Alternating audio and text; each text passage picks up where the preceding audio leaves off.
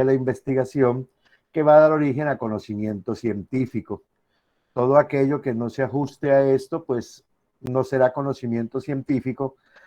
Más sin embargo, debo hacer una salvedad que me salté la clase anterior. Puede ser por la pasión que tenía el lunes. El hecho de que no sea conocimiento científico no significa que no sea conocimiento, ¿ok? Hay un conocimiento popular, hay un conocimiento cultural, hay otras clases de conocimientos, pero que no están en el marco del conocimiento científico. Desafortunadamente, sus profesiones se mueven en el marco del conocimiento científico, pero yo les aconsejo que algunas veces traten de abordar otros conocimientos porque siempre nos proporcionan bastantes ideas y nos mantienen en contacto con la gente a la cual debemos servir. Bien. Esto ya lo vimos. ¿Sí?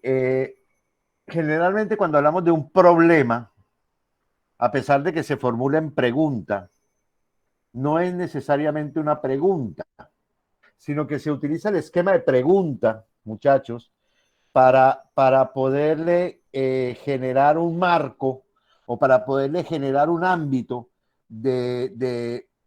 que permita contextualizar todo el proceso de la metodología. Un problema generalmente debe ser una frase, puede ser una oración y debe siempre ser una proposición. O sea, ustedes siempre deben estar buscando proponer algo. Ya vimos las proposiciones en términos de carácter positivo, aunque les aconsejo que para empezar comencemos a hacerlo de forma de pregunta o en interrogación porque es lo más fácil. Cuando yo hablo de un problema, cuando por ejemplo alguno de ustedes pierde un lápiz, uno generalmente dice perdí mi lápiz, porque sabe y siempre conoce y comprende que esa es la realidad en la que vive. Es la realidad a la que se enfrenta. Sabiendo que ha perdido un lápiz, uno dice perdí mi lápiz, no es correcto decir perdí mi lápiz. Lo correcto es decir perdí el lápiz, porque la palabra mi le da un contexto de realidad no objetiva, sino subjetiva. Perdí el lápiz no significa concepto de propiedad, no significa un concepto de identidad, no le proporciona a la frase una identidad, porque le está dando de entrada el subjetivismo del mí. Buenas tardes, profesor. Buenas tardes, muchachos, ¿cómo están? No puede cruzar la calle por el exceso de tráfico. Generalmente las personas llegan y piensan, no puedo cruzar la calle porque hay mucho tráfico. De ninguna manera alguno de ustedes se va a parar en la acera y va a decir, no puedo cruzar la calle. ¿Ok? Con esto quiero decir que cuando yo digo no puedo cruzar la calle, eso es ambiguo dentro del conocimiento científico. Para ustedes en el campo de las ingenierías y de las tecnologías no sería lo correcto. Lo correcto sería explicar la circunstancia por la cual usted no puede cruzar la calle. ¿Sí?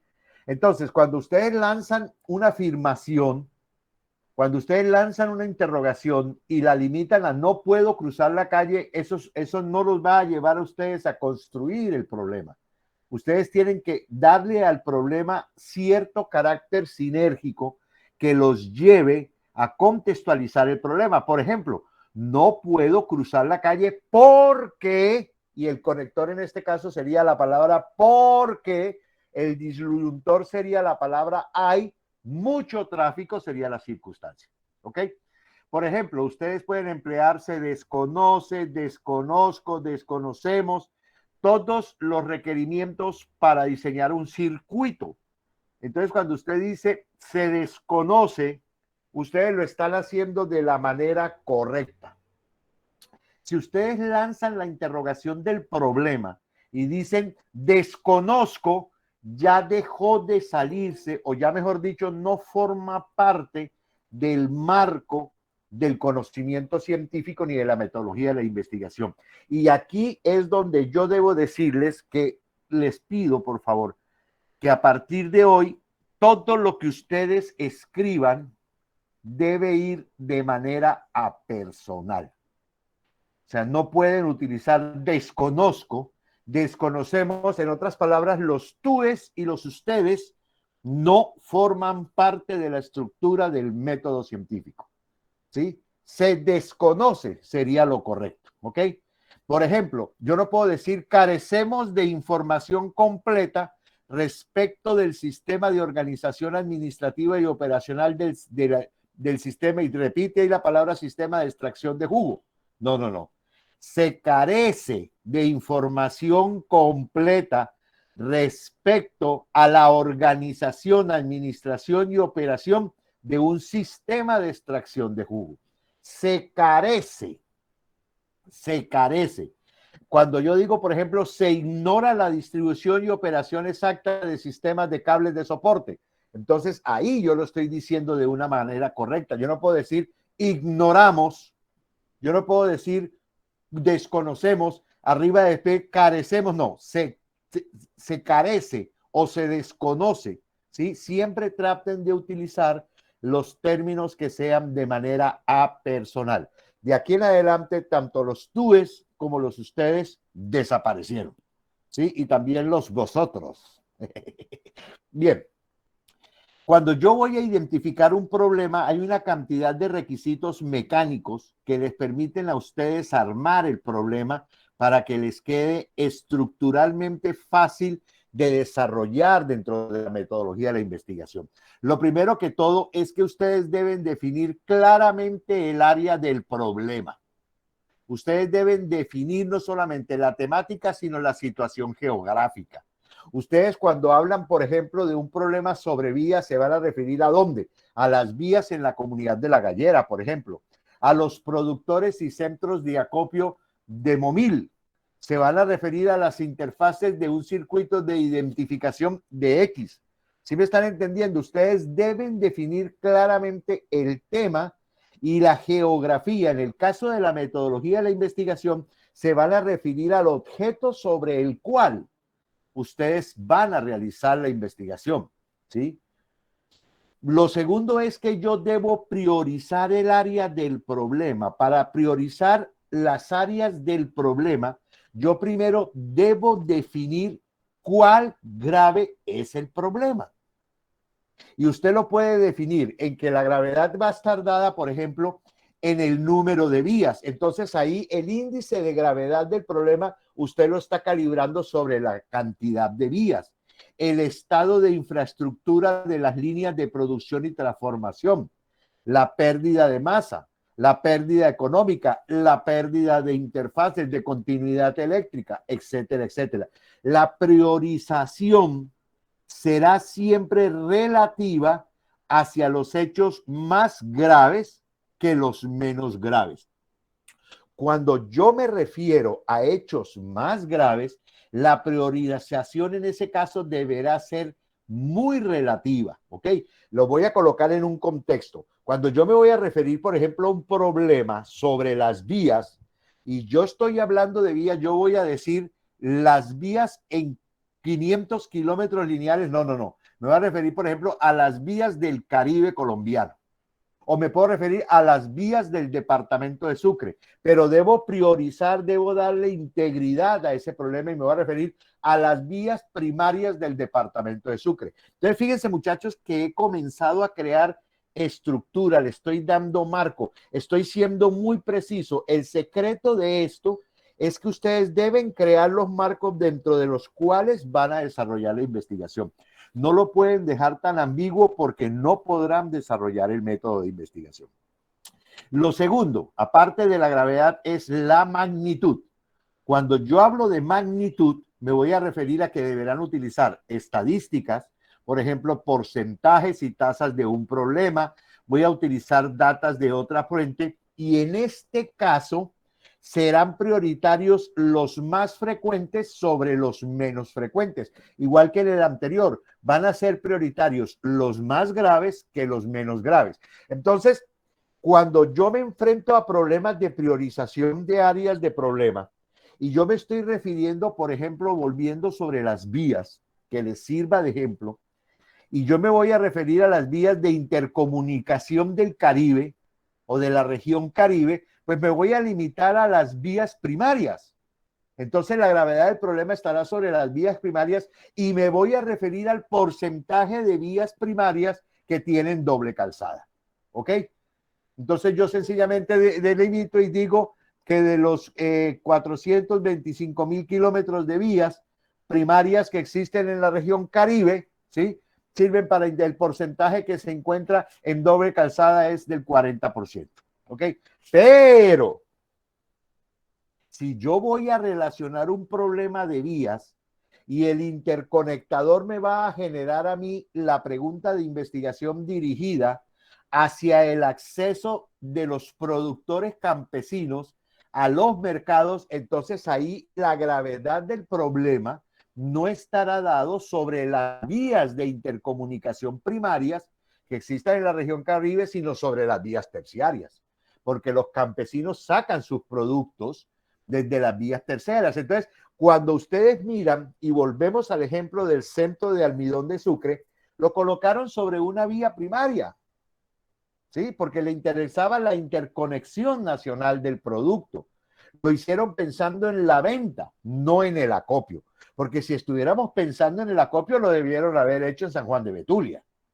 ¿Correcto? Si estuviéramos hablando de dónde está la producción, lo harían en San Juan de Betulia. No.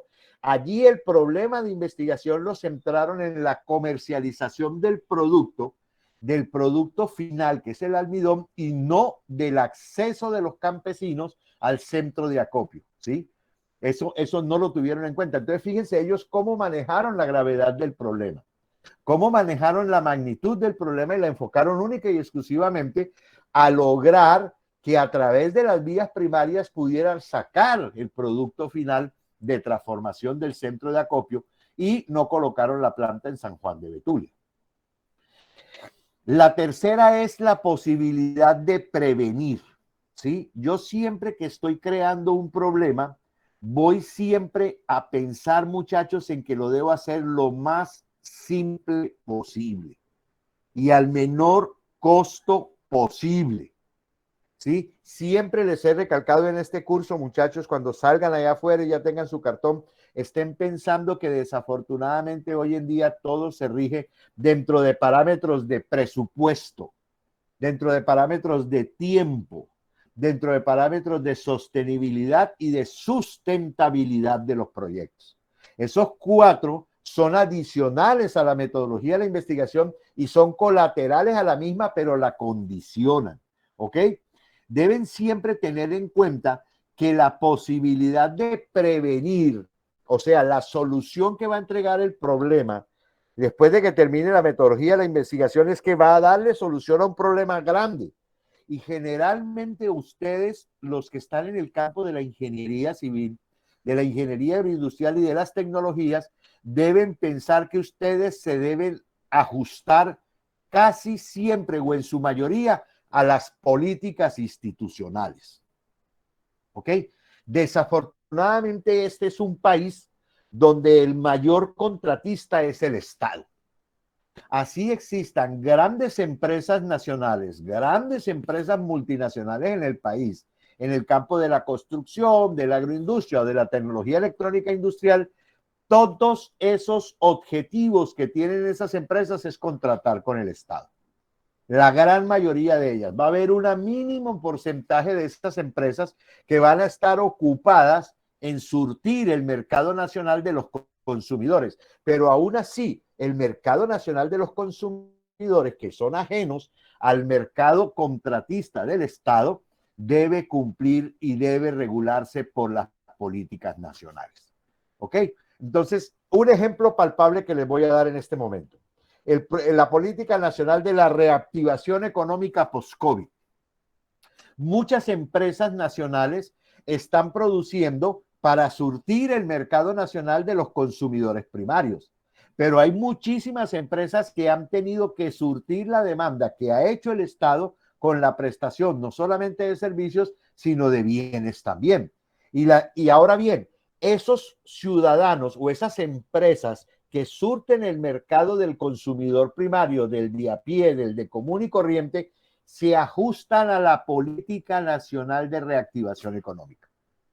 No se pueden salir de ahí, porque no habrá mercado para ellos. ¿Ok?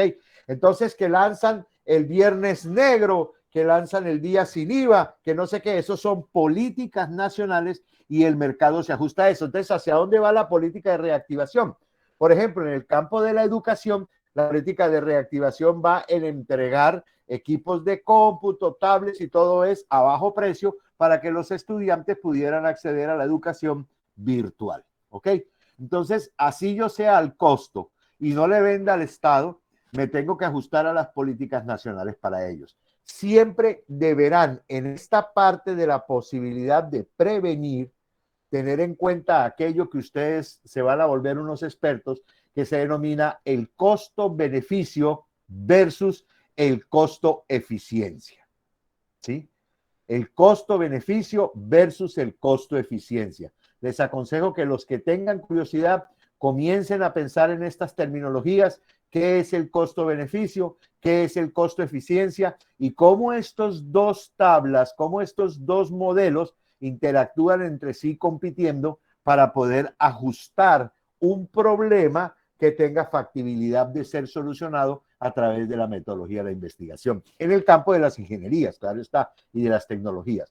Por último, yo siempre que estoy pensando en una investigación, debo siempre ser muy claro en decirles que uno no puede gastar ni presupuesto del Estado, ni presupuesto de las empresas particulares en investigación y desarrollo para investigar por investigar. Eso no tiene ningún sentido. Bunge, Adela Cortina, todos ellos nos hablaron muchísimo a nosotros sobre el concepto de investigar por investigar, ¿sí?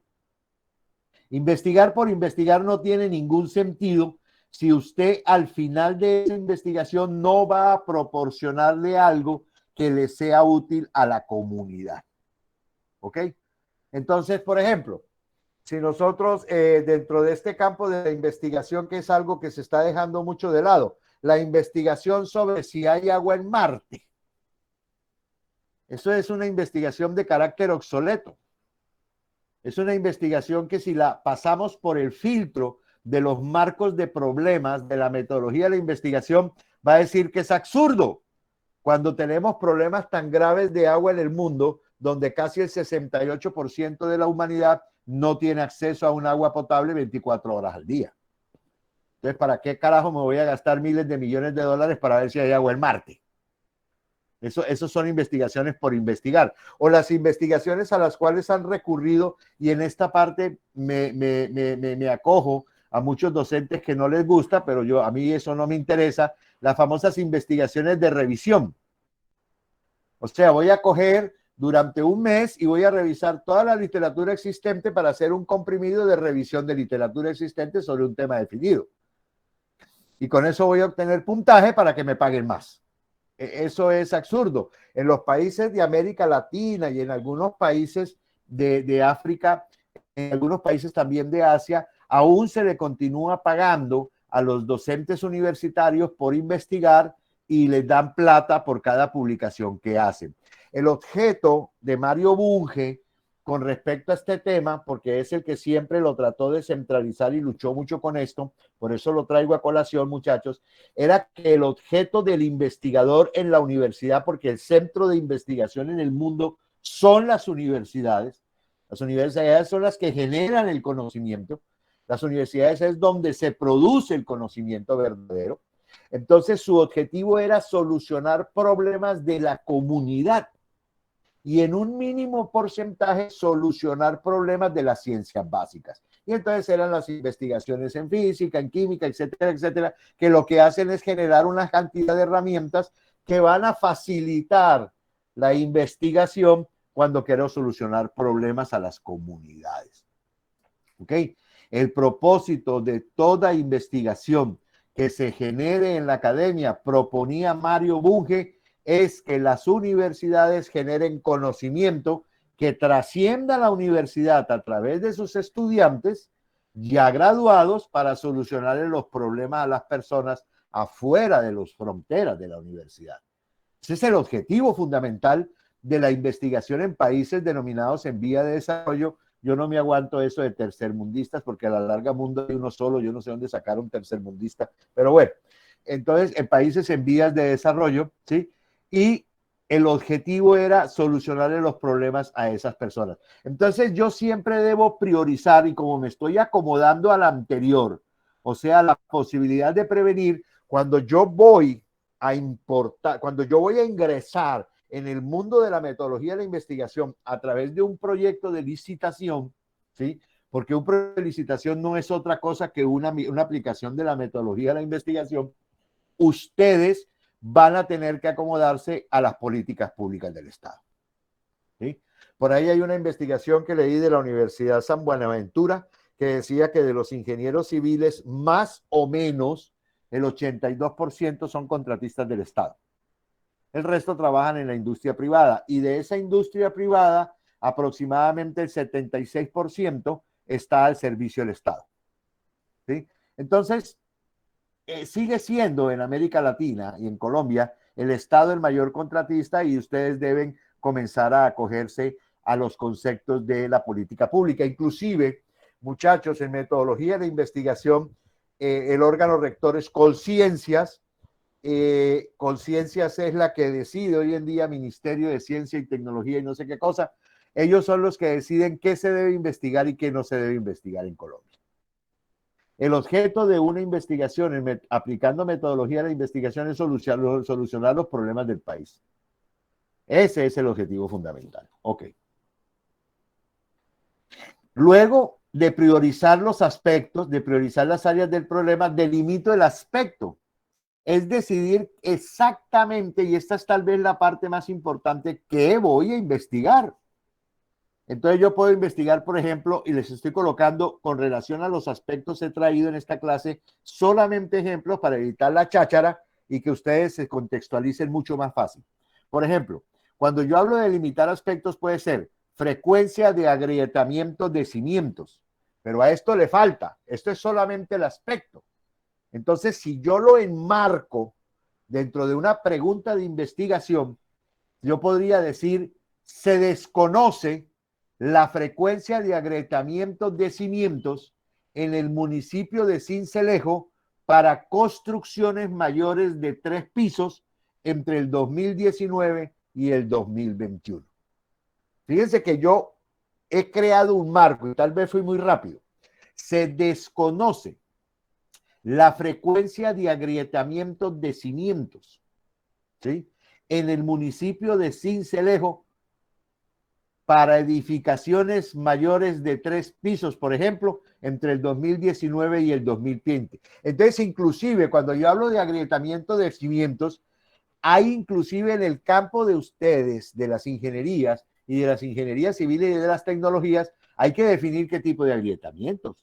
Hay que definir también qué tipo de cimientos. Entonces, fíjense, muchachos, que lo que les estoy tratando de enseñar con estos ejemplos sencillos es que es muy fácil crear un marco de un problema. Yo no entiendo por qué se enredan tanto con una cantidad de terminología y de cosas cuando es una cosa muy sencilla. Si vamos a la ingeniería agroindustrial, por ejemplo, yo digo, es necesario conocer, o es necesario saber, o es necesario determinar qué agentes fúngicos inciden en el proceso de transformación térmica.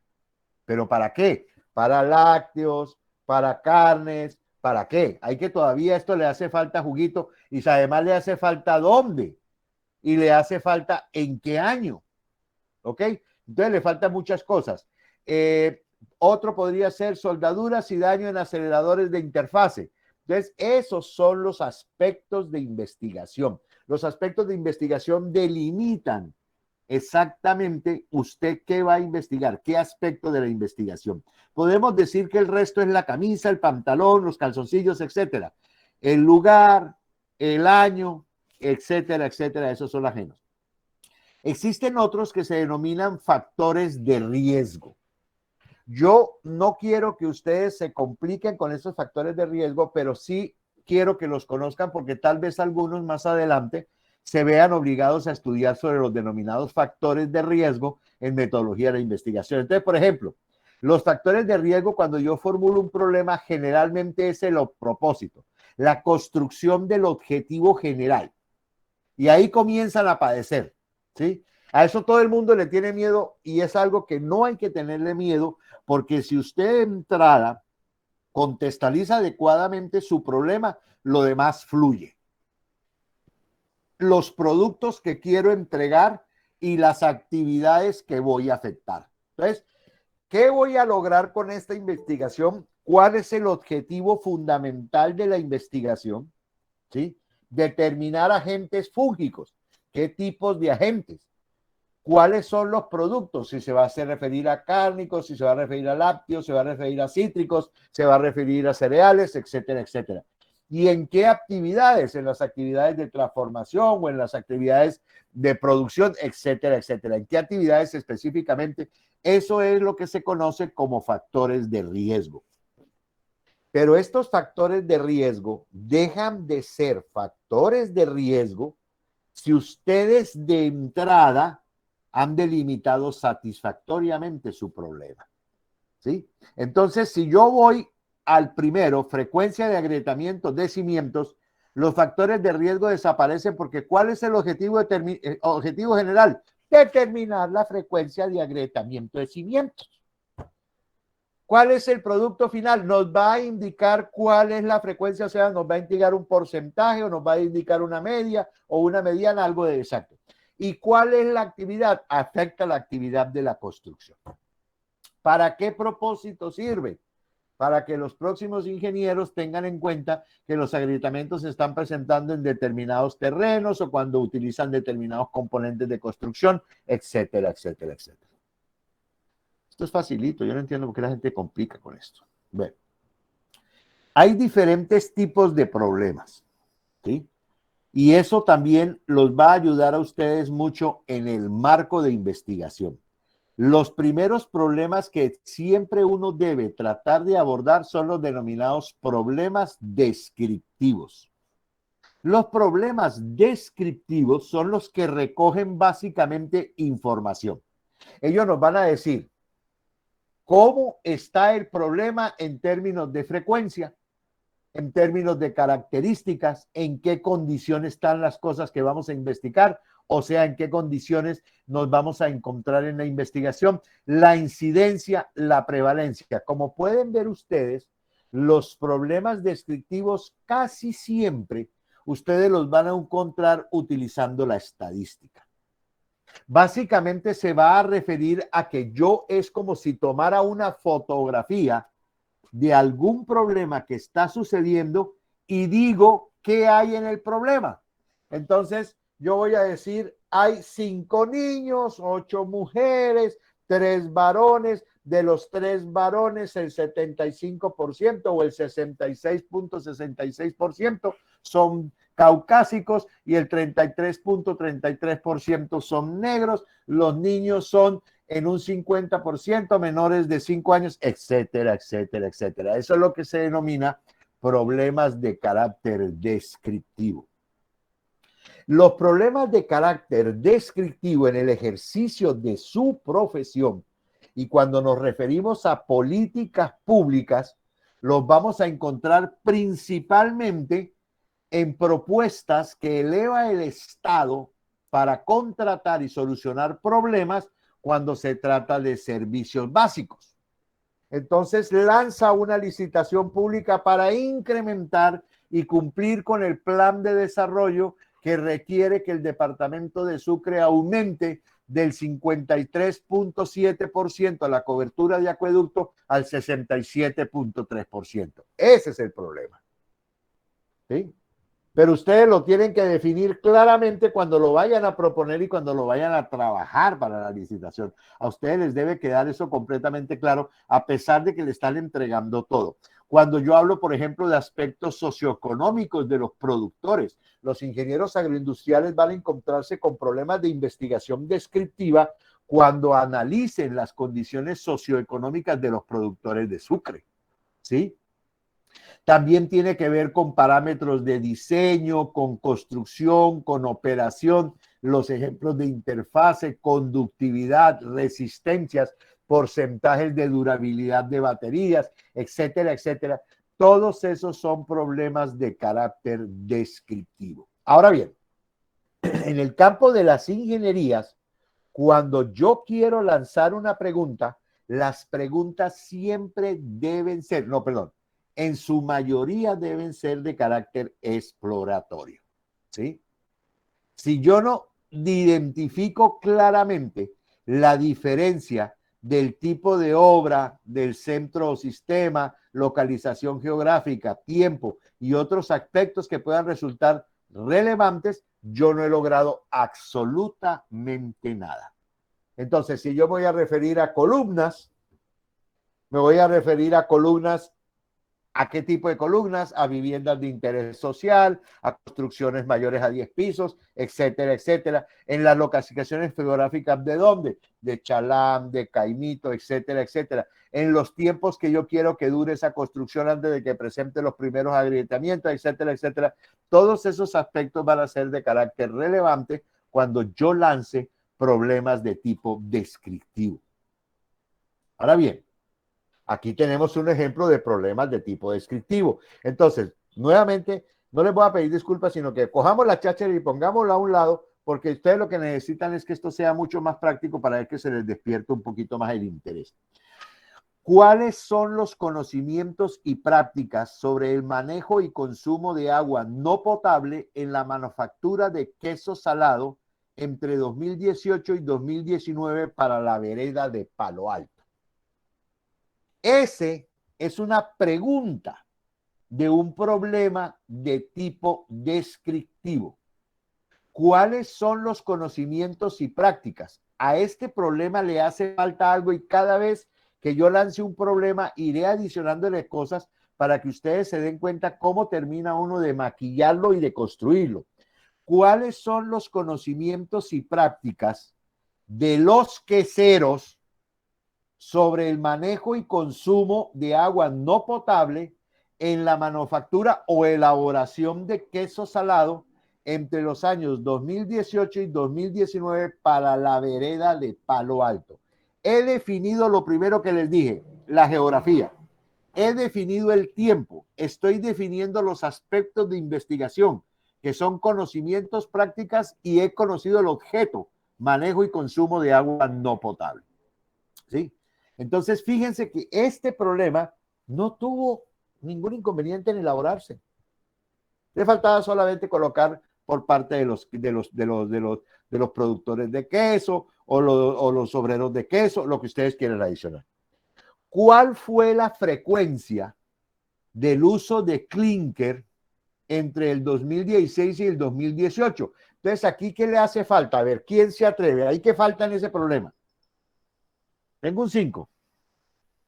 Mejor dicho, voy a animarlos más. Tengo un 6. A ver, ¿qué le falta a ese problema? ¿Cuál fue la frecuencia del uso de clinker entre el 2010? Ah, hágale. ¿En cuál de todos tres?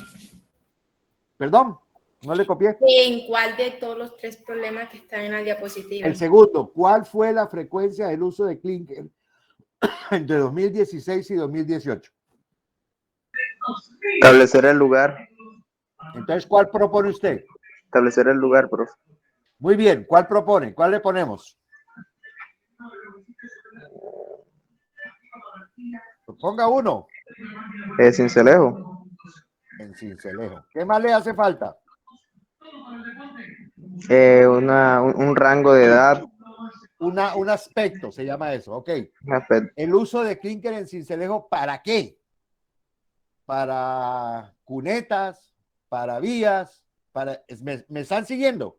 Tengo que definir claramente el aspecto. Usted va a hacer la investigación del uso de clinker en Cincelejo, pero ¿sobre qué aspecto? A ver, ¿cuál proponen ustedes?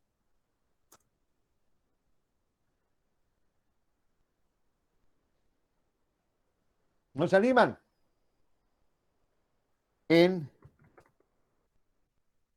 Bueno, puede ser. En las vías, ¿qué? ¿Las vías qué? En mal estado, bro. Pero sí, pero en las vías, ¿qué primero? En las vías primarias. ¿Tiene Cincelejo vías primarias? No. Lo quito. No. ¿En las vías qué? ¿Tiene secundarias? Sí, las tiene. tiene en las vías. Entonces, ¿cuál fue la frecuencia del uso de clínker en Sincelejo en las vías secundarias? Le falta como caldo honor. ¿Sí me entendieron? Esto es un sancocho trifásico. Esto le falta, no me cuadra. ¿Cuál fue la frecuencia del uso de clínker en Sincelejo en las vías secundarias? Entonces podemos decir lo que dijo el compañero. ¿Qué les parece si yo adiciono en la construcción o puedo decir en la reparación de las vías secundarias entre 2016 y 2018? Creo que ahora ese problema me suena como mejor. ¿Qué opinan ustedes? Y profe, está. Ya tiene como marco, pero sin embargo le falta, pero ahí lo va construyendo uno. ¿Sí me están entendiendo? Este es un problema de tipo descriptivo. Yo voy a describir la frecuencia con que se utilizó clínker, o yo lo voy a cambiar, la frecuencia con que se utilizó capa asfáltica. ¿Sí? Capa asfáltica en Sincelejo en la reparación. Entonces ya no me cuadró. Entonces digo, capa asfáltica corto aquí y lo llevo acá, y entonces ahora digo, ¿cuál fue la frecuencia del uso de capa asfáltica en la reparación de vías secundarias en Sincelejo entre el 2016 y 2018? Ahora me parece que este problema descriptivo suena como más bonito, parece un vallenato, ¿sí o no? ¿Sí? Entonces fíjense que no fue difícil, muchachos, fue sencillo. Miramos este, ¿cuál es el... Profe, me gané el 6 entonces. Claro, mi hijo, acuérdese cuando esté repartiendo notas. Listo, listo. Por las notas no se preocupen, muchachos. Mi curso no lo pierde nadie. A mí lo que me interesa es que ustedes se vayan duros en esta vaina. Bien. ¿Cuál es el índice de pérdida de energía vital en la interfase de... Y este chicharrón sí se lo dejo a los de tecnología electrónica industrial, porque yo lo único que sé de electrónica es cambiar un bombillo. ¿Sí? Entonces, esos son problemas de tipo descriptivo. Yo voy a describir algo. Yo no voy a profundizar ni en las causas, ni voy a profundizar ni en las consecuencias, ni voy a proporcionar nada sobre el efecto. No, yo voy a describir si esos queseros tienen o no conocimientos para el manejo del agua cuando están haciendo el queso. Si saben qué hacer con ese agua que viene de pozo o no. Yo voy a describir con qué frecuencia se usa la capa asfáltica. Yo voy a describir cuál es el índice normal de pérdida de energía de una interfase con soldadura de oro, por ejemplo, o de estaño, me estoy inventando algo. ¿Sí? Es describir. Esos son problemas de carácter descriptivo. Ahora, vamos al primero. ¿Cuál es el objeto de este problema? El objeto fundamental será determinar que si tiene el señor quesero conocimientos y práctica. ¿Para qué? Para manejar el agua potable. ¿Cuál es el conector? ¿Para qué? Entonces, el objetivo final de este problema es que yo voy a decir que entrevisté a 125 productores de queso salado en la vereda de Palo Alto y descubrí que el 65% después de la entrevista no maneja el agua potable ni le interesa el agua no potable. Y ese restante porcentaje presenta una frecuencia de que la potabiliza con cloro, que la potabiliza con filtro, que la potabiliza con decantación con sulfato de aluminio, etcétera, etcétera, etcétera. Entonces, fíjense que lo que yo estoy haciendo es describir. No he hecho más nada. Cuando voy al segundo problema, ¿cuál fue la frecuencia de uso de la capa asfáltica? ¿Cuál es el objeto? El objeto es determinar con qué frecuencia se implementó capa asfáltica. ¿Para qué? Para reparar vías secundarias. Ese es el objeto.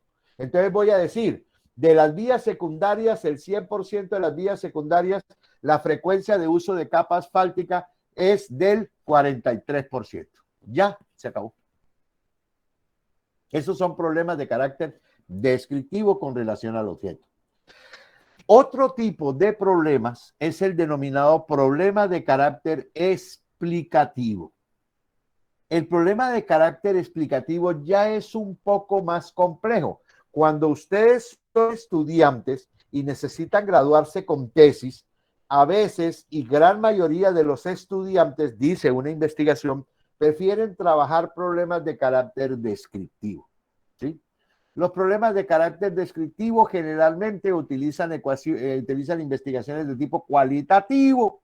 Se van a ir a recoger datos a catastros, se van a ir a recoger datos en encuestas, etcétera, etcétera. Otro tipo de problema es el problema de carácter explicativo. Este problema de carácter explicativo es un poco mucho más complejo y requiere que exista una relación entre una variable o no relación entre una variable independiente y dependiente. Entonces, ellos lo que sencillamente van a hacer en el problema de carácter explicativo es entrar a trabajar la causa y efecto.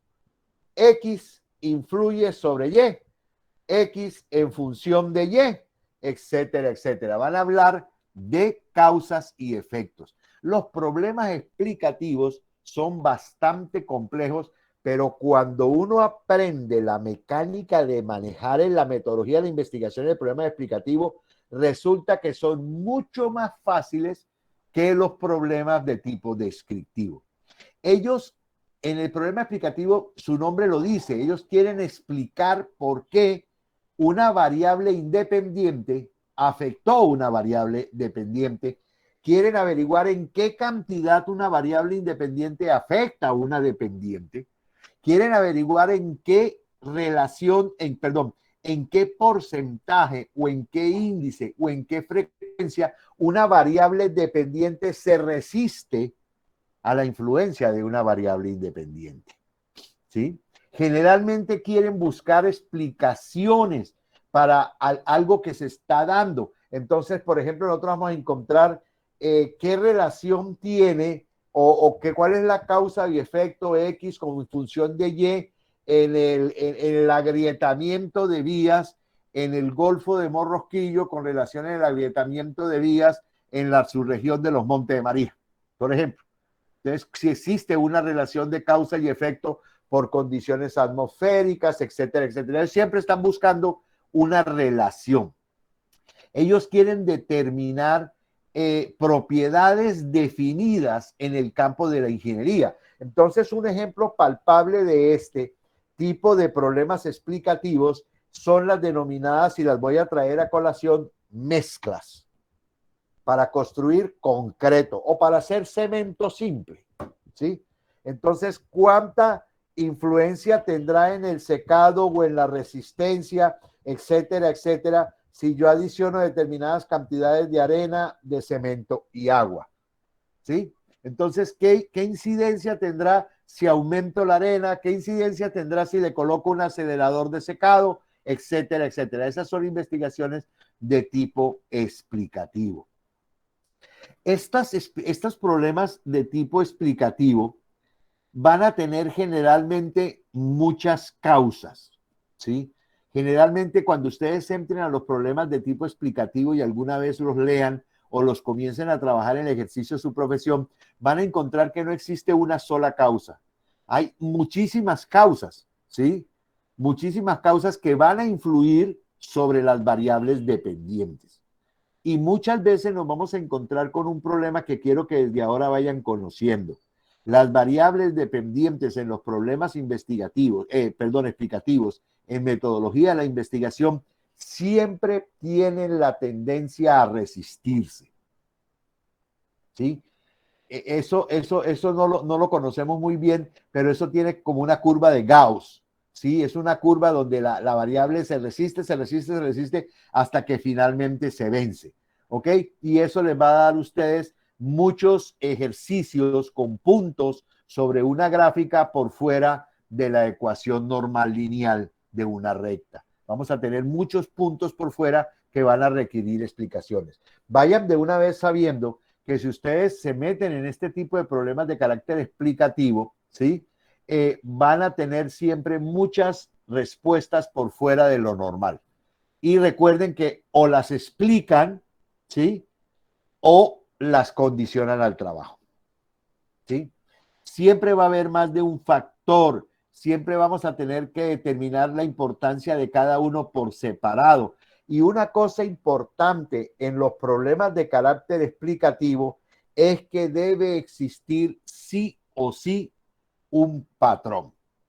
O puede existir sí o sí una variable y una variable independiente y una dependiente que sean constantes e inamovibles. En estos problemas de carácter explicativo ustedes van a trabajar con muchísimas constantes normales, constantes que aparecen en los problemas, constantes que aparecen en las ecuaciones, porque es la única forma de equilibrar esa multicasualidad que se presenta. Entonces, como ejemplo, podría ser cuáles son las causales de la baja participación de los estudiantes de los 3 últimos semestres de Ingeniería Civil, Ingeniería Agroindustrial y Tecnología Electrónica Industrial en los grupos de lectura de la Universidad de Sucre entre 2019 y 2020. Él va a determinar este problema, cuáles son las causas por las cuales los estudiantes de estas 3 carreras no participan en grupos de lectura. Ahí le falta algo al problema y lo comenzamos a arreglar. ¿En los grupos de lectura de qué? ¿De novelas, de paquitos o de qué? De grupos de lectura de investigación de la Universidad de Sucre entre 2019 y 2020. Ustedes van a determinar cuál es la causa de que ustedes no participen en esos grupos de lectura que son de libre acceso. Aquí de entrada ya les quiero explicar algo. Muchas veces cuando entramos en los problemas de carácter explicativo, nos gusta ser, ¿cómo se dice? Aparentadores, ¿me entiendes? Prepotentes. Y terminamos embarrándola, ¿sí? Porque cada uno de ellos, ingeniería civil, ingeniería agroindustrial y tecnología electrónica industrial, va a tener causas diferentes, aunque también van a tener causas comunes. Entonces, de una vez les quiero enseñar, cuando ustedes se enfrenten a la formulación de problemas de tipo explicativo, decídanse por uno solo, de tecnología electrónica industrial. Y fíjense que lo he limitado a los 3 últimos semestres, ¿sí? Ni siquiera estoy considerando los primeros semestres, sino los 3 últimos. O sea, le estoy dando un margen bastante reducido. Ya es suficiente para decirme a mí que es un problema de tipo explicativo porque voy a determinar la causa de algo. ¿Qué causa que haya baja participación? La otra, la segunda que tenemos aquí. ¿Cuál es el hongo responsable de la contaminación de tambores de secado de cítrico? A esto le hace falta muchísimo este problema. Entonces, ¿cuál es el hongo responsable de la contaminación de los tambores de acero no inoxidables? Miércoles, estoy bonito hoy. Inoxidable, de secado de cítricos, y aquí todavía me falta más, de acero inoxidable con capacidad de 25 galones de secado de cítricos en la agroindustria de Cincé. ¿Sí? Entonces ya cada vez lo estoy delimitando aún más. Entonces, ¿cuál es el hongo? Ese es un problema de carácter explicativo. Yo voy a explicar cuál es ese hongo, ¿sí? Eso es básicamente la idea. ¿Cuáles son las causales para que las familias de la comunidad de La Gallera no tengan un potencializador de Internet? Voy a determinar la causa y de una vez estoy midiendo el efecto. ¿Cuáles son los factores ambientales para que se manifiesten deterioros en las vías del departamento de Sucre? Aquí todavía hay que precisar de las vías terciarias. Entonces, fíjense cómo vamos dándole marco a las cosas y todo va dando mucho más fácil del departamento de Sucre entre el 2017 y el 2019. Otro tipo de problemas son los problemas de tipo predictivo. Entonces hemos hablado de que vamos a tener los problemas descriptivos, los problemas explicativos y ahora vamos a considerar los problemas predictivos. Los problemas predictivos básicamente predicen. Ellos van a realizar una intervención sobre un determinado fenómeno y estos problemas de tipo predictivo son de investigación pura, ¿sí? Ellos van a manipular la realidad en la variable independiente, única y exclusivamente. Entonces, si yo vuelvo atrás, el ejemplo de las mezclas de concreto para utilizar grava, para utilizar arena, para utilizar cemento, utilizar agua y una navegante, se me puede convertir en predictivo cuando yo comienzo a manipular la variable independiente. ¿Cuáles son las variables independientes? Pues es la grava, es la arena, es el agua y es el cemento. Ellas son las variables independientes y las variables dependientes usted las tiene que definir, ¿sí? ¿Cuál es lo que está buscando con ello? Tiempo de secado, agrietamiento de la superficie, inmunización para goteras, etcétera, etcétera, ¿sí? Entonces, cuando yo manipulo esas variables en un problema de tipo predictivo,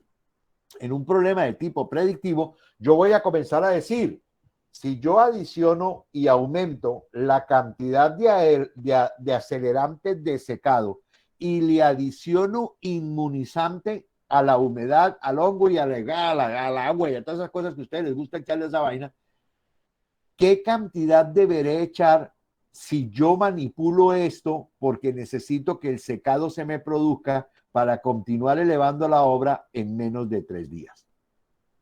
¿Ves? Ese es un problema de carácter predictivo, ¿sí? Y esos problemas predictivos, lo que yo estoy haciendo es manipulando la realidad, pero siempre la tengo que llevar al costo-beneficio. Entonces yo debo decir en la parte financiera y presupuestal, mire, me parece muy bien que usted le adicione acelerante de ese marca X, PUS, no sé qué cosa, pero ese vale el galón 18,600 pesos y necesitamos 1,600 galones para esa plancha. Se justifica que nosotros, por disminuir el tiempo de secado antes de continuar trabajando, adicionar este producto acelerante, esa es la variable que voy a manipular, versus disminuir este costo, que si realmente vamos a quedar con un personal cesante, etcétera, etcétera, con un tiempo para continuar elevando y cumplir con el tiempo de entrega, etcétera, etcétera. Entonces siempre deben tener en cuenta que cada vez que estén manejando un problema, muchachos, lo financiero, el tiempo, la sostenibilidad y lo sustentable tienen que estar presentes, ¿sí?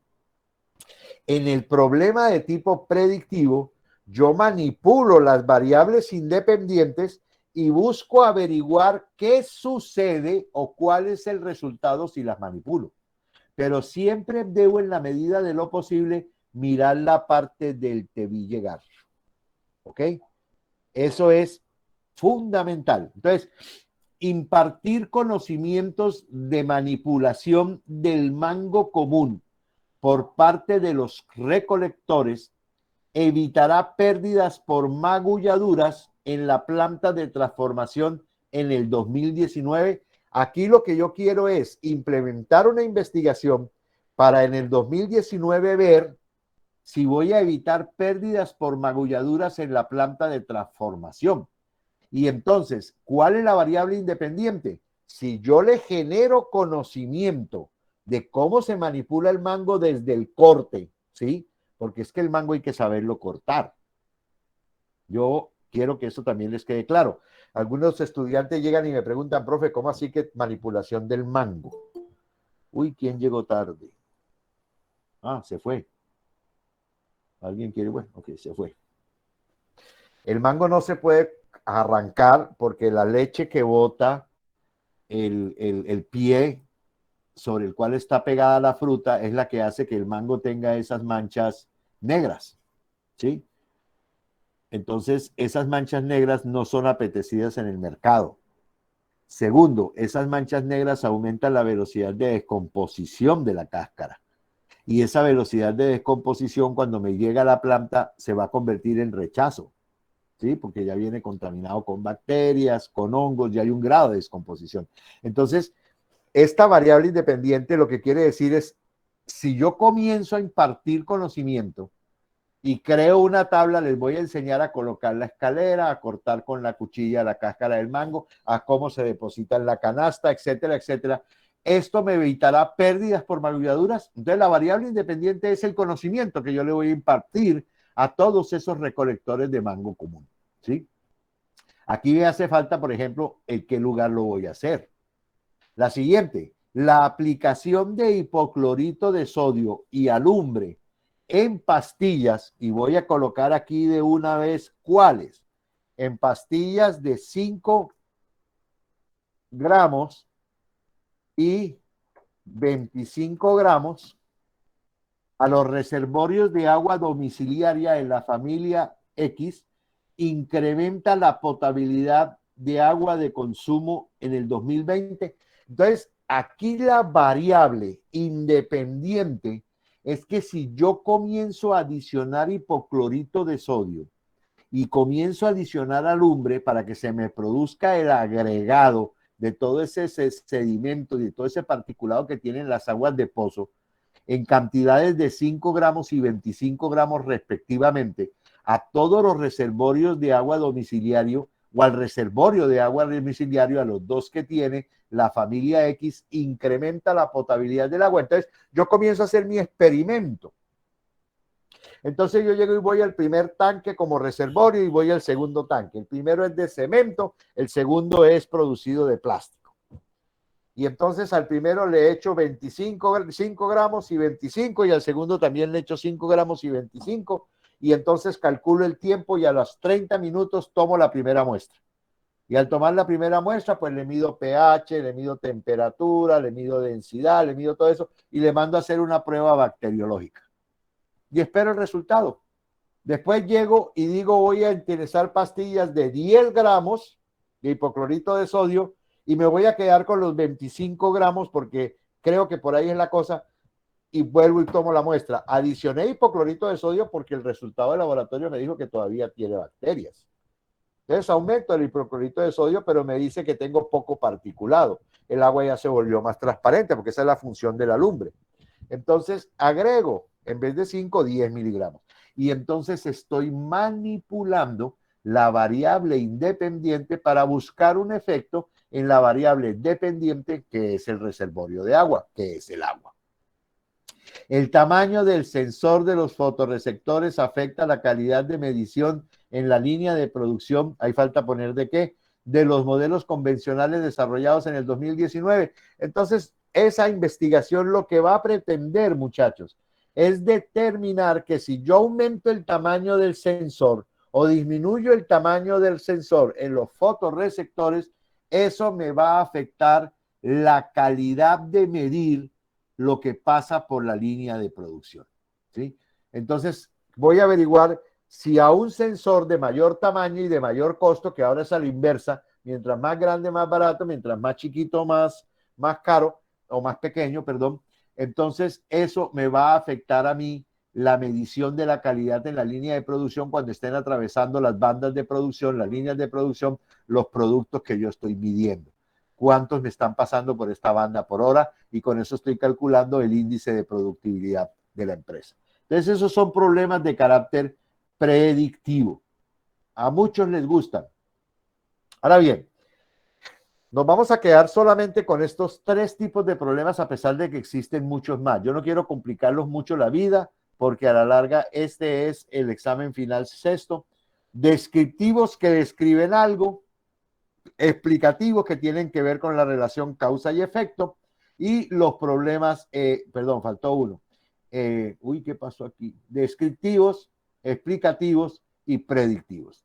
Ahora bien, ubicar el problema, ahí se los dejo, eso no requiere mayor explicación, sencilla y llanamente me he tomado la libertad de escribirlos para que ustedes los tengan en cuenta cuando quieran formular la ubicación geográfica de su problema. Traten siempre de ser lo más detallistas posibles, ¿sí? Yo no me puedo poner, por ejemplo, a escribir en La Gallera o en Palo Alto, en el municipio tal, o por ejemplo en La Mejía de Los Palmitos, departamento de Sucre, República de Colombia, América Latina. No, no, no, no, no. Sencillamente escribo La Mejía, corregimiento La Mejía, municipio de Los Palmitos, Sucre. Se acabó. Ya. Y en muchos casos ni siquiera le piden a uno el país. Ni siquiera se lo piden. Ni siquiera le piden a uno el país. Bien. ¿Cómo justifico un problema? Y comenzamos a tener chicharrones. Una investigación exige que ustedes hagan y construyan una justificación de por qué yo quiero investigar sobre ese problema. ¿Por qué es necesario investigar sobre ese problema? ¿Sí? Y lo primero que deben saber ustedes como estudiantes es que si ustedes lo van a utilizar como trabajo de grado, aunque ahora aquí hay muchas modalidades, el objetivo fundamental es graduarse. Entonces, no se pongan a hacer investigaciones complicadas que cuestan plata a sus papás, ni cosas de esas, si realmente esas investigaciones a ustedes no les van a representar una beca, ni les van a conseguir un trabajo, ni nada de eso, ¿ok? Esas cosas no influyen. Hoy en Colombia eso se acabó desde que se acabaron los premios Coltejer. Entonces, una investigación yo debo justificar principalmente el proceso. Generalmente yo coloco justificación y digo, se justifica porque acortará los tiempos de secado y disminuirá los costos de espera. Puede ser una, pero al mismo tiempo yo debo justificar por qué voy a hacer determinadas mediciones y yo voy a justificar y debo justificar siempre por qué voy a afectar cada una de las variables. Eso es algo que muchas veces a los estudiantes se les olvida. Cuando yo hablo de justificar, no me estoy refiriendo única y exclusivamente a justificar la investigación, que es necesario, pero debe ser breve y concisa, sino que también debo justificar por qué voy a modificar la arena, por qué voy a modificar la frecuencia de capacitaciones, etcétera, etcétera. Yo debo justificar también los procesos, debo justificar todo eso dentro del proceso de justificación de mi investigación. Siempre voy a justificar en órdenes de importancia, ¿sí? Entonces yo debo, para justificar con relación a la importancia, voy a utilizar una terminología que es propia de ustedes, frecuencia, voy a utilizar gravedad, voy a utilizar cobertura. Todo esto debe estar incluido, ¿sí? Dentro del proceso de justificación. Son términos que los van a hacer a ustedes tratar de crear un vínculo entre el quien está leyendo la investigación y el que la generó. Deben siempre en la justificación tratar de explicar por qué esa investigación es actual. ¿Sí? ¿Por qué esa investigación es actual? Nosotros vamos a examinar, por ejemplo, las investigaciones del Instituto Nacional de Salud y apenas apareció el COVID, inmediatamente desaparecieron el 98% de las investigaciones que hacía el Instituto Nacional de Salud. Todo el mundo se dedicó a investigar sobre causales, transmisión de la gente, precauciones, etcétera. Todo el dinero se fue para allá. Entonces, porque es un tema actual, es un tema actual. Actualmente en el departamento de Sucre, si uno analiza y volviendo sobre el término de políticas públicas, por ejemplo, yo reviso el plan de desarrollo del doctor Héctor Olimpo y entonces voy a concluir que este señor está mucho más preocupado por las vías secundarias y terciarias en las zonas de producción de Sucre. ¿Sí? Entonces, eso es un tema actual. Mi investigación tiene que ir dirigido hacia algo que tenga que ir a la actualidad. Debo también siempre considerar que la actualidad generalmente me la ofrecen los noticieros, me la ofrecen cursos, me la ofrecen conferencias, me la ofrecen seminarios, etcétera. O sea, muchas veces voy a encontrar justificaciones de temas que nunca han cambiado de importancia y siempre son temas actuales. Por ejemplo, las viviendas de interés social, la transformación, el uso y transformación del arroz, por ejemplo. Ahora estamos trabajando con el cacao, lo que se está haciendo, por ejemplo, con la mantequilla de Marañón, etcétera, etcétera. Ahí, entonces, con lo de la mantequilla del Marañón, con lo de vino de Marañón, y etcétera, etcétera, vemos si el tema, cuando yo lo justifique, debo tratar de demostrar de que es novedoso, de que es algo diferente, y esto está relacionado con los últimos minutos de la clase anterior. Tratar siempre, muchachos, por favor, cuando ustedes justifiquen que esta investigación que ustedes van a hacer o este trabajo de investigación que ustedes van a hacer para la empresa para la que trabajan o este problema que van a resolver para ganarse una licitación, etcétera, etcétera, le van a incluir algo novedoso, ¿sí? En el presupuesto van a gastarse un dinero en algo novedoso, en algo diferente, etcétera, etcétera. Por ejemplo, volviendo a lo novedoso, el día de ayer estuve conversando precisamente con un ingeniero en la planta de Ocol y me estaba comentando que ellos han implementado todo lo que son los centros de salud que construyen, todos los están entregando con paneles solares, ¿sí? Y están volviendo a colocar molinos de viento en los aljibes y en los pozos. Entonces, esas son cosas novedosas porque disminuyen costos de energía, etcétera, etcétera. Es a lo que me estoy refiriendo.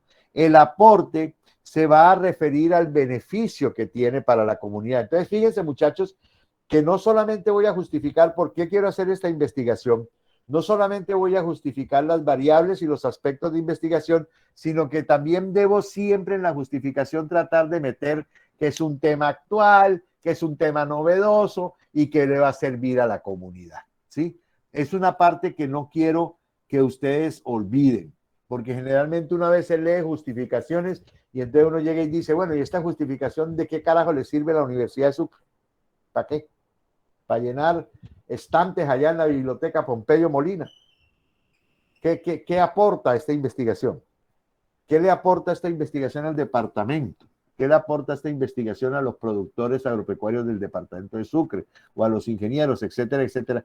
Entonces, esa partecita siempre traten de incluirla, aunque es un poquito, no se trata de que me escriban un tratado, son suficientes en una justificación, una hoja, máximo 2. No hay que extenderse. También, aparte de eso, deben siempre considerar la accesibilidad que tienen ustedes a la fuente de información. Entonces, algunas veces unos hacen unas investigaciones y resulta que de allá donde quieren ir solamente se puede entrar 3 veces al año porque el resto del tiempo está inundado. Entonces, tiene que ver con ese tipo de cosas. Y la accesibilidad, cuando diseñen ustedes los problemas, traten siempre, muchachos, de estar pendientes si van a recibir colaboración o no. Eso es clave, porque de nada me sirve a mí diseñar una investigación para averiguar, por ejemplo, sobre la tintura del corozo, si resulta que los que están sembrando corozo no les interesa. Ahora, el corozo en Sucre no se siembra, se crece como monte, pero si los que lo cosechan no les interesan conversar conmigo, entonces mi investigación no va a ir a ningún problema. Finalmente, debo siempre considerar lo que les he comentado desde el principio de la clase. Yo siempre debo considerar la parte económica y financiera de la investigación. Yo siempre debo considerar que existen los métodos y los mecanismos para hacer la investigación, que eso es sustentable y que es sostenible. Yo no me voy a inventar problemas de investigación que solamente se pueden hacer en la Universidad MIT de California, ¿sí? Donde existe un acelerador de partículas atómicas para medir la velocidad, por ejemplo, de extracción de ácido linoleico o de ácido acetil linoleico, pantoteico, etcétera, etcétera, de la semilla del Marañón, ¿sí? No, yo tengo que ser asequible a lo mío, ¿sí? Yo debo tratar de que cuando cree el problema, voy a utilizar los equipos que están en la Universidad de Sucre o voy a producir una alianza con otra persona que también va a hacer una tesis conmigo y que está sentada en la Universidad de Antioquia. Y entonces allá los equipos puede que sean algunos muchos mejores que los nuestros o tengan un tipo de equipos diferentes. Y aquí viene lo que se denomina las alianzas, que es lo siguiente, que es el personal que forma parte de la investigación. El personal que forma parte de la investigación también debe ir en la justificación, porque yo tengo que justificar por qué voy a trabajar con un ingeniero industrial y al mismo tiempo con un tecnólogo en electrónica industrial, o por qué voy a vincularme con los tres, tanto el ingeniero industrial como el ingeniero civil y el tecnólogo, los tres juntos vamos a hacer la misma tesis, ¿ok? Vamos a trabajar juntos. La institucionalidad del problema tiene que ver básicamente que debe estar de acuerdo a las líneas de investigación de la Universidad de Sucre, por ejemplo, o ustedes más adelante quieren hacer una maestría, entonces con la Universidad del Norte, con la Universidad de California, con la Universidad de Buenos Aires, lo que ustedes quieran. Siempre, miren, no se compliquen la vida haciendo investigaciones que no tienen plata, haciendo investigaciones que no están en líneas de investigación o que no son bien recibidas por conciencias. Entonces, generalmente, los que quieran dedicarse al campo de la investigación, a la metodología de la investigación, les aconsejo que ingresen y miren cuáles son las líneas de investigación de las determinadas universidades en el campo de ustedes, cuáles son las de conciencias, cuáles son las líneas de investigación de las Naciones Unidas, las líneas de investigación de la OEA, las líneas de investigación iberoamericana, etcétera, etcétera. Para uno tratar siempre de que las investigaciones que yo voy a generar estén acordes donde puedan darme plata. Sí, para investigar. ¿Sí? Porque yo puedo tener unas investigaciones maravillosas, pero no me van a dar plata. Okay. Para finalizar, voy a coger 30 minutos de esta clase para hablar de algo que me ha sorprendido que no se le haya enseñado a los estudiantes de la Universidad de Sucre. Pregunto en esta clase porque ojalá esté equivocado. A ver, Adrián, ¿está por ahí? Adrián. Sí, profesor. ¿Usted sabe qué es un árbol de problemas y un árbol de objetivos? No. Tranquilo, mijo, no me preocupe. Tesla, ¿usted sabe qué es un árbol de problemas y un árbol de objetivos? Mejor dicho, acortemos la investigación. ¿Alguien sabe qué es un árbol de problemas y qué es un árbol de objetivos? Esto es el centro del Departamento Nacional de Planeación para radicar proyectos para licitación pública. Si ustedes no Profe, saben... un árbol de problemas no es, por ejemplo, cuando... Hágale. Un ejemplo, ¿cuándo qué? Un árbol de problemas no es cuando, por ejemplo, las ramas son el efecto, como el tallo es el problema y las raíces son las causas. Por ahí es, pero hay que saberlo manejar de acuerdo como lo dice el Departamento Nacional de Planeación, ¿de acuerdo? Pero por ahí es, así es, mijo. Tiene toda la razón. Vamos a darle. Un árbol de problemas tiene un eje central que es el problema o la situación que yo quiero solucionar. Es esta. ¿Sí?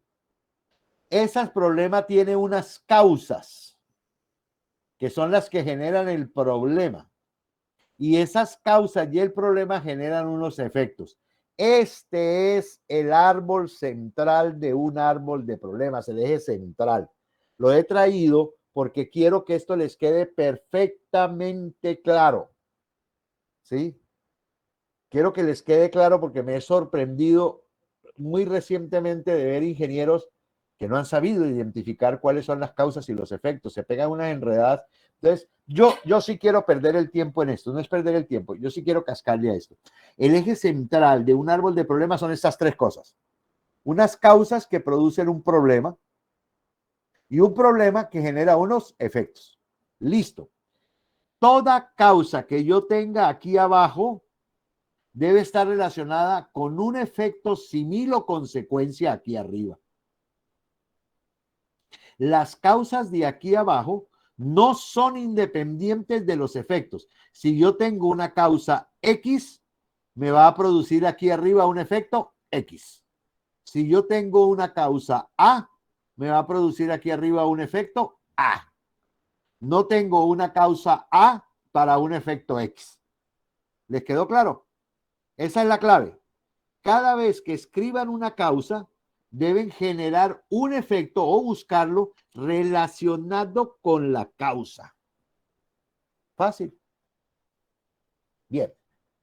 Ahora bien, vamos a complicarlo un poquito. Por favor, cuando no me vayan a comprender algo, me paran. Yo quiero que esto les va a ser más útil de lo que ustedes creen. Todas las causas se dividen en dos tipos y todos los efectos se dividen en dos tipos y hasta en tres tipos. Los efectos solamente, no las causas. Las causas pueden ser directas y toda causa directa genera causas indirectas. Pero todas las causas indirectas están relacionadas con la causa directa. Entonces, la causa directa A tiene una causa indirecta A1, una causa indirecta A2 y una causa indirecta A3. Pueden haber hasta 20, pero con que hagan 2 son suficientes. Lo mismo sucede para los efectos. Lo mismo sucede para los efectos. Pero recuerden, vamos a jugar. A ver si está aquí. Sí, aquí está. Entonces, pónganle atención que este es el secreto. Cogen este cuadro y comienzan. La causa directa A tiene dos causas indirectas. La causa indirecta A generalmente va a producir un efecto indirecto 1 relacionado con A.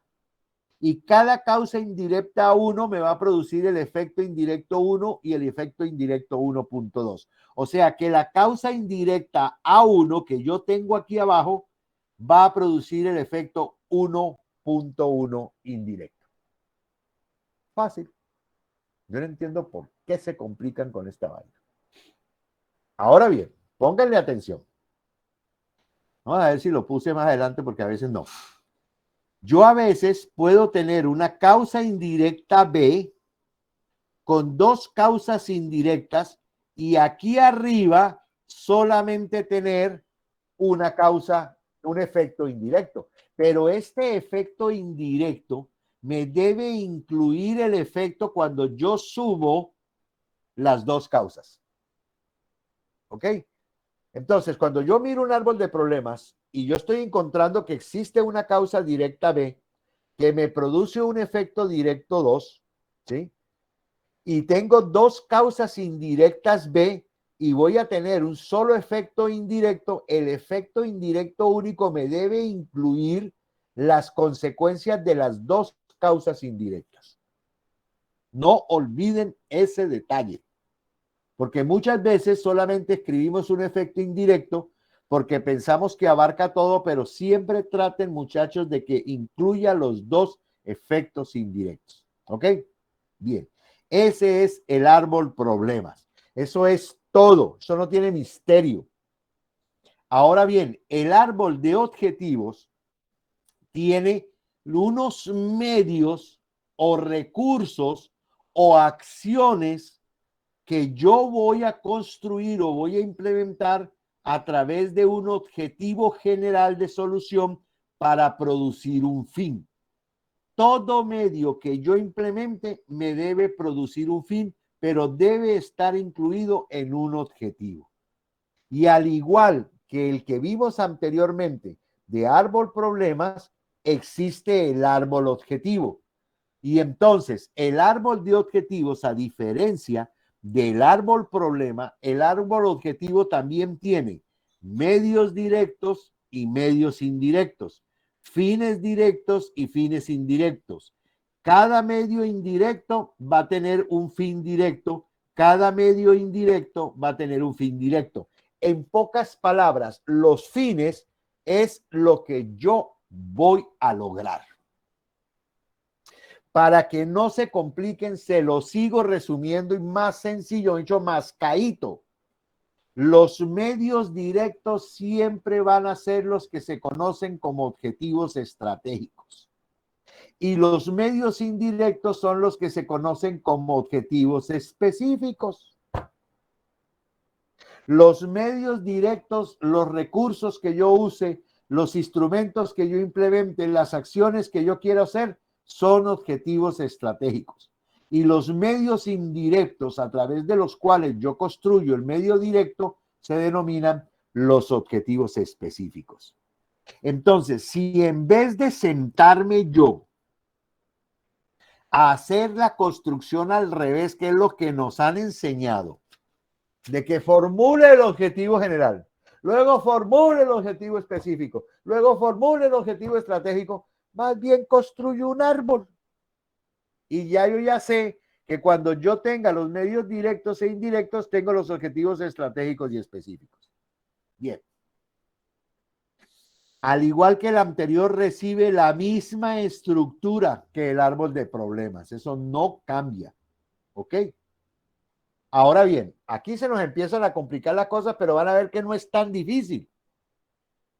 Todo problema o situación que fue generado por una causa tiene un efecto.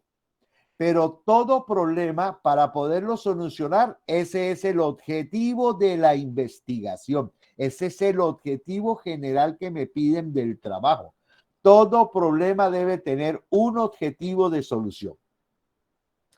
Todo efecto directo va a tener un fin directo y toda causa directa va a tener un medio directo. Y toda causa indirecta va a tener un medio indirecto. Todo efecto indirecto va a tener un fin indirecto. Entonces, si yo llego y construyo mi árbol de problemas aquí como yo se los enseñé, aquí, uy, ¿qué pasó? Aquí. Yo ya sé que para este efecto indirecto que yo construí, me debe aparecer a mí un fin indirecto. Si yo aquí en el árbol de problemas, para esta causa indirecta B1, a mí me debe aparecer un medio indirecto para solucionar esa causa. El medio no es otra cosa que lo que yo voy a hacer para contrarrestar, controlar, prevenir, minimizar o erradicar la causa. Por favor, vuelvo y repito. Sáquense de la cabeza que todos los medios eliminan las causas. Hay medios que eliminan las causas, pero cuestan muchísima plata. ¿Me siguen? No se van a lograr, porque hay que repartir la plata entre todos. Entonces, muchas veces los medios sencillamente lo que hacen es minimizar la causa, controlar que la causa no siga creciendo. También pueden erradicarla parcialmente, pueden prevenir que esa causa no se produzca en otra parte, etcétera, etcétera. Pero siempre, toda causa que yo tenga, directa o indirecta, debe tener un medio directo para solucionarlo o un medio indirecto. Y cuando este medio directo yo lo implemento, lo construyo y lo coloco en el campo, me tiene que producir un fin directo. Y todo fin directo viene de un efecto directo. Entonces, esta partecita de aquí es clave. Entonces, el árbol de problemas se relaciona con el árbol de objetivos. Van de la mano. No entiendo todavía por qué algunos textos aparecen árbol de problema por un lado y árbol de objetivos por el otro, si son interdependientes. Si ustedes de entrada no comienzan a trabajar, este es el problema que yo tengo. ¿Cuál es mi objetivo? Solucionar el problema. Ya escríbanlo de una vez. Esta es la causa número A que me produce este problema. ¿Cómo voy a solucionar esta causa? A través de este medio, de este recurso o de esta acción. Pero esta causa tiene una causa indirecta y la voy a solucionar a través de este medio. Ahora bien, esta causa directa me produce este efecto directo. Y este efecto directo, si yo lo logro solucionar con este medio que yo tengo aquí, voy a lograr un fin. Si esta causa directa me produce este efecto y si esta causa directa yo la utilizo o la afecto o la imprimo o produzco sobre ella injerencia de a través de un medio, de un recurso, el efecto va a desaparecer, se va a mitigar, se va a disminuir, se va a controlar y en consecuencia yo voy a tener un fin final que fue se controló, se minimizó. ¿Me entendieron? Listo. Bien. Cuando no entiendan, me paran. A veces me emociono. Todo problema tiene un objetivo, toda causa tiene unos medios, todo efecto tiene unos fines. Cada causa genera un efecto, cada efecto tiene su causa. Cada medio va a lograr algo y cada medio se logró porque se implementó algún medio. Ahora bien, miremos este ejemplo que tenemos aquí, que le gusta a todo el mundo porque todo el mundo hoy en día tiene un doctorado en cambio climático. Leen 2 o 3 cosas y ya creen que saben mucho. Bueno, seguimos, sobre todo en política. El problema que yo tengo central es el cambio climático. Ese es mi problema. El cambio climático se ha producido por unas causas que tenemos aquí abajo, ¿sí? Estas causas que tenemos aquí abajo son, por ejemplo, lanzamiento de gases efecto invernadero de implementos domésticos del hombre producen cambio climático. La deforestación y tala de árboles imprime cambio climático, produciendo cambios, por ejemplo, incremento de la temperatura global por la industria produce cambio climático. Fíjense que esta causa que yo tengo aquí tiene una causa indirecta y a veces esta causa indirecta que yo tengo aquí tiene una causa que la afecta. Entonces, cambio climático, vámonos de aquí para acá. La correlación, vamos a aumentarlo de tamaño. ¿Se ve bien, muchachos, o lo aumento? Ahí. La correlación entre el contenido de CO2 en la atmósfera y la temperatura terrestre genera incrementos en la temperatura global que no son explicables en su totalidad por causas naturales, la que a su vez produce cambios que afectan el cambio climático, que generan cambio climático. Los incendios forestales, la quema de combustibles. Entonces, miremos deforestación y tala de árboles. Tiene un efecto que es la afectación de la disponibilidad hídrica. Los aumentos de temperatura globales producen un efecto que se llama incremento del nivel del mar. Los incendios forestales aumentan la temperatura. La quema de combustibles produce aumento de CO2. A medida que se calienta el clima, puede incrementarse la evaporación, lo que produce lluvias intensas. Entonces, cuando yo miro esto, yo digo, tengo 1, 2, 3, 4, 5, 6 causas y tengo 1, 2, 3, 4, 5, 6 efectos. Sencillo. Y el ser humano también. También, y podemos seguirle metiendo. ¿Sí me entendieron? Pero recuerden. Sería otro porque nosotros también generamos CO2. Claro. Y las vacas. ¿Ustedes sí saben que Texas produce tanto CO2 como Chicago? Texas produce tanto CO2 como Chicago porque las vacas cuando pean botan CO2. El excremento. Exacto, ellos son rumiantes y como rumiantes son generadores de CO2. La cantidad de CO2 en los campos de arroz de China y de Tailandia es impresionante. ¿Por qué? Porque la fermentación del Ventus donde siembran el arroz produce CO2. El fondo de la laguna produce continuamente CO2. ¿Sí? Porque es una putrefacción lo que está sucediendo. Entonces, fíjense, muchachos, buena por esa, chévere, bacano. Pero aprovecho esta oportunidad para decirles, mientras más limitaditos se mantengan, menos cuesta. Y es más fácil de manejar, ¿ok? Bien. Miremos qué sigue. Ahora bien. Uy, ¿qué pasó aquí?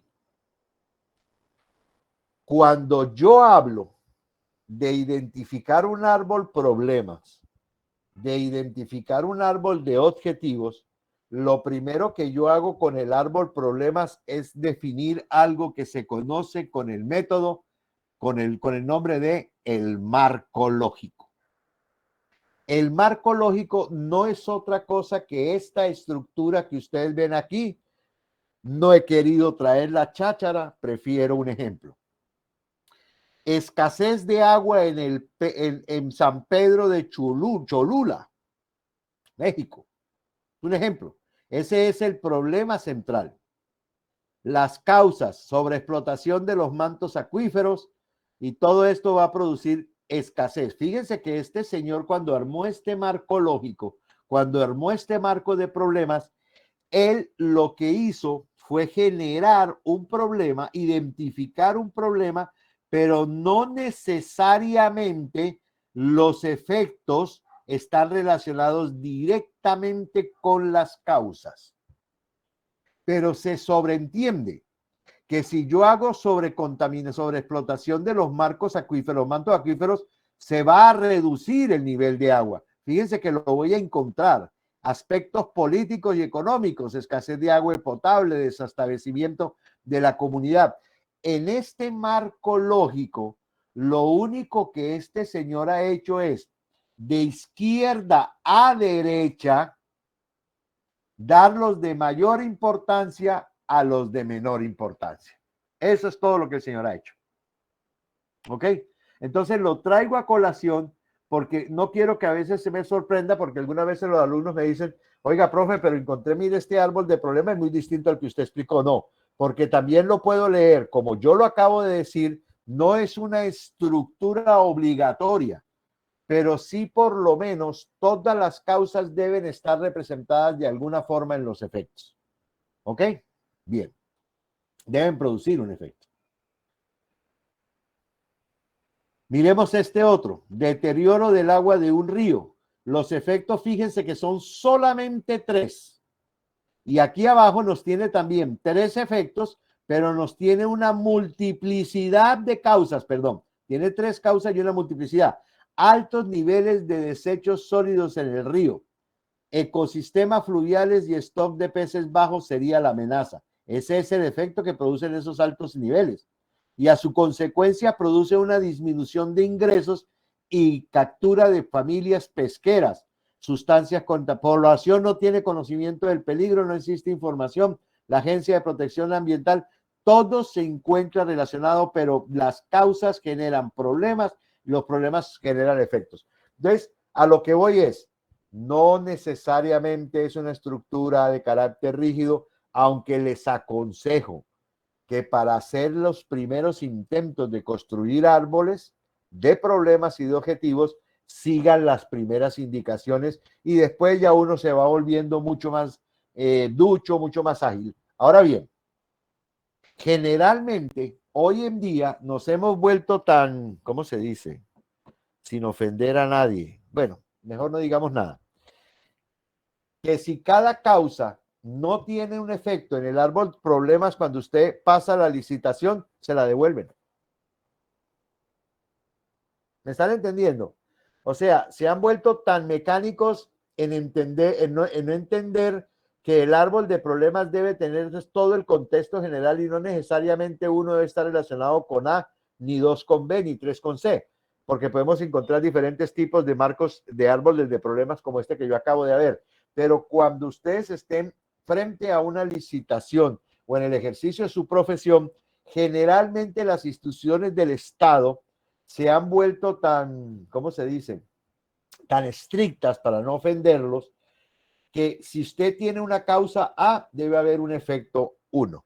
Si usted tiene una causa indirecta A1, debe haber un efecto 2.2. ¿Sí me entendieron? Debe esa relación ellos la exigen. ¿Ok? Y si no, entonces toca ir a explicar y mejor dicho, eso se va volviendo un chicharrón. Entonces les aconsejo que cuando ustedes estén frente a licitaciones, recuerden que están frente a empleados públicos, no ante la academia. Y mientras más desmenuzaditas les entreguen las cosas, todo fluye muchísimo mejor. Bueno. ¿Sí? Aquí tenemos otro, pero relacionado ya con los objetivos. El objetivo del anterior, el problema del anterior, perdón, deterioro de la calidad del agua de vida, del agua del río, era el problema, y aquí mejorar la calidad del agua del río es el objetivo. Entonces, fíjense, sencillo. Si yo digo, hay disminución, o por ejemplo, hay un incremento en el agrietamiento de las vías primarias en el departamento de Sucre. Ese es el problema. ¿Cuál es el objetivo? Disminuir el deterioro de las vías primarias en el departamento de Sucre. Ya, punto, se acabó. Lo que quiero decir es que si yo lanzo un positivo como problema, me debe salir un negativo como objetivo. No sé si la pillan. Deterioro de la calidad. Entonces, después, mejorar la calidad. Fíjense que solamente ha afectado la palabra deterioro. No se compliquen más. ¿Sí? No se compliquen más. Manténganse en las cosas sencillas. Por eso les he traído estos ejemplos que son bastante agradables. Altos niveles de desechos sólidos vertidos en el río es la primera causa. ¿Con qué medio voy a solucionar esa causa? Reducción de la cantidad de desechos sólidos vertidos al río. Sustancias contaminantes no son controladas, etcétera. La población tiene conocimiento del peligro, etcétera, etcétera. Entonces, fíjense que cada uno de sustancias contaminantes no son controladas, sustancias contaminantes son controladas, es la solución. Entonces, si una subcausa o una causa indirecta que son sustancias contaminantes en la presencia del río, ¿cuál va a ser la solución de la presencia de sustancia contaminante en el río? Pues evitar que las sustancias contaminantes lleguen al río. Ese es el medio a través del cual yo voy a lograr reducir la amenaza sobre ecosistemas fluviales. Cuando yo haga todo esto que tengo aquí abajo, todo esto, tratamiento de aguas residuales, veamos atrás de dónde viene. El tratamiento de las aguas residuales cumple con los estándares, aquí no cumple con los estándares ambientales. ¿Cómo soluciona ese problema? Que el tratamiento de las aguas residuales cumpla con el estándar. ¿Cómo cumple el tratamiento de aguas residuales con el estándar? Implementando lagunas de oxidación, sedimentaciones primarias, sedimentaciones secundarias, implementando turbinas, oxigenadores, etcétera, etcétera, etcétera. Todo eso va a hacer que reduzca la influencia de enfermedades y reducir la amenaza sobre los ecosistemas. Ese es el fin final que yo voy a lograr si mejoro la calidad de agua del río. Bien, aquí tienen otro. Yo lo que he cogido es el que está aquí atrás, ¿sí? Como problema, el que está aquí como objetivo, y lo que hice fue juntarlos para que ustedes vean las relaciones que tienen unos con los otros. Ahí se los dejo. Les aconsejo, por favor, que trabajemos esto, porque voy a hacer un taller rápido el próximo miércoles sobre esto. ¿Ok? Lo vamos a trabajar juntos. No es un taller donde yo los voy a dejar solos. Yo me voy a poner a tomar aquí tinte, a fumar cigarrillo y ustedes a que rompan la cabeza. No, lo vamos a trabajar juntos, pero sí necesito que por favor vayan dándole a esto para que hagamos el ejercicio mancomunadamente. ¿Ok? Bien. ¿Iba a decir alguien algo? Bueno, ahí también les he dejado les he explicado estrategias de aguas residuales, el fuera adentro, etcétera, etcétera. Ahí tienen varias relaciones para que estudien. Ok, les voy a enviar estas diapositivas, lo mismo que lo de las clases anteriores. Les aconsejo que los que tengan curiosidad para antes del miércoles, entren a Google y en vez de colocar Dangond, ponen árbol de problemas y miren ejemplos y lean un poquitico y etcétera, para que en el quiz del próximo miércoles, que lo vamos a hacer entre todos, construyamos un árbol problema, construyamos un árbol de objetivos sobre una situación que yo voy a traer. ¿De acuerdo? ¿Dudas? ¿Preguntas? Eso sería para el próximo miércoles, ¿cierto, profesor? Próximo miércoles las 2 horas las vamos a dedicar a hacer eso, pero la vamos a trabajar juntos, ¿me entendieron? Vamos a trabajar como una lluvia de ideas, pero quiero que me ayuden, porque lo que yo quiero es que esto les quede completamente claro. Ahorita es muy posible que ustedes no vean la utilidad, pero créanme que cuando salgan afuera, si ustedes son buenos construyendo esto, son excelentes formuladores de proyectos. Este es el secreto de formular un proyecto, son estas dos cosas. El marco lógico. Pero primero vamos a ver árbol de problemas y árbol de objetivos antes de entrar a la sustanciabilidad del marco lógico. ¿Ok?